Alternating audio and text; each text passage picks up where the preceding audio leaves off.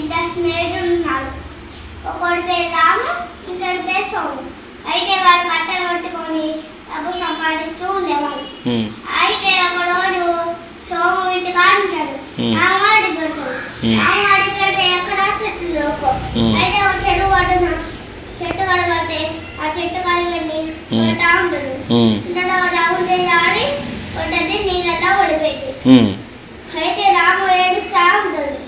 అయితే చెరువు దేవుడు వస్తాడు. ఏమైంది రాము, నువ్వు ఎందుకు ఏడుస్తున్నావు అంటాడు. అయితే రాము అంటాడుగా, దేవుడా నా గుడ్డది చెరువులో పడిపోయింది అంటాడు. అయితే రాము అంటాడుగా అట్లా.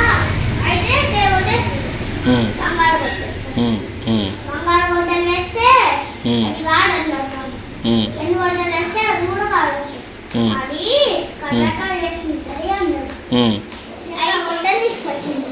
అయితే చెక్క గొడ్డలు తీసుకొస్తే అదే నా గొడ్డలి అంటాడు. అయితే రాము మంచి చూసి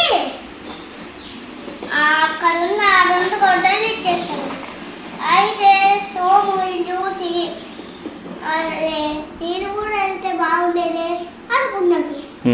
అయితే ఒకడు సోము వెళ్ళి అక్కడ ఉన్న తన గొడ్డల్ని పడేసుకున్నాడు. అక్కడే ఏడుస్తా ఉంటాడు. అయితే అక్కడికి మళ్ళా చెరువు దేవుడు వస్తుంది. ఏమైంది రాము, సోము ఎందుకు ఏడుస్తున్నావు అంటాడు.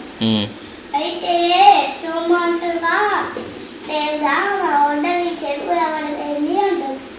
అయితే ఫస్ట్ సోము గొడ్డలే చూస్తుంది. అయితే దాన్ని చూసిన సోము ఇది కాదు నా గొడ్డలి అంటాడు. అయితే తర్వాత 2 గొడ్డలు వేస్తుంది. ఇది కూడా కాదు నా బంగారుతో చేసి ఉంటుంది అంటాడు. అయితే బంగారులో చేసిన గొడ్డలు తీసుకొస్తుంది. అయితే